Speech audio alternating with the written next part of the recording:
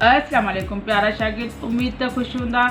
How are you all my dear student. आऊं आहियां तव्हांजी उस्ताद शमा ख़ादिम। प्यारा शागिर्द, हाणे पाण अलफ़ ॿे जी पटी खां पोइ लफ़्ज़ ठाहिणु सिखंदासीं। लफ़्ज़ ठाहिण खां पहिरियां ई अलफ़ ॿे जी अधु शिकल जे बारे में ॼाण हासिलु कंदासीं। अधु शिकल अखर मिलाए लफ़्ज़ ठाहिण में मदद कंदी आहे। अचो त पाण अधु शिकल जे बारे में ॼाण हासिलु करियूं। अलफ़ अख जी शिकल तब्दील नाहे थींदी।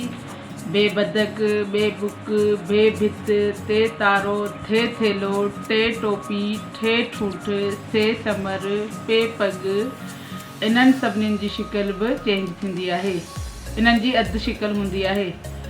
जीम जुती, जे जिभ, जे झिरकी, ñे मुञ, चे चंड, छे छटी, हाय हजम, खाए खचर। इहे जेका जीम जो ख़ानदान आहे उन्हनि जी बि अधु शिकल हूंदी आहे। हाणे पाण ईंदासीं दाल जी फैमिली जी तरफ़। दाल जी फैमिली जेका आहे उहा पंहिंजी शिकल साॻी रखंदी आहे। दाल जी फैमिली जी शिकल चेंज नाहे थींदी। रे रेल, ड़े माड़ी, ज़े ज़ंजीर, इन्हनि जी बि अधु शिकल नाहे थींदी। इन्हनि जी शिकल साॻी रहंदी आहे।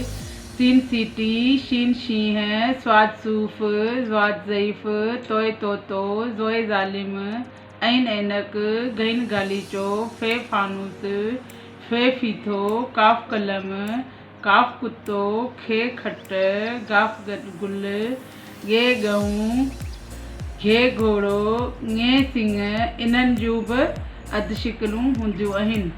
लाम लकुण, मीम मस, नून नथ, णे वण, इन्हनि सभिनी अखरनि जूं बि अधु शिकलूं हूंदियूं आहिनि। वाह वाढो, इन्हनि जी अधु शिकल नाहे हूंदी।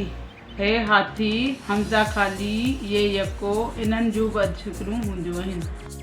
उम्मीद त अव्हांखे हर अखर जी अधु शिकल सम्झ में अची वई हूंदी।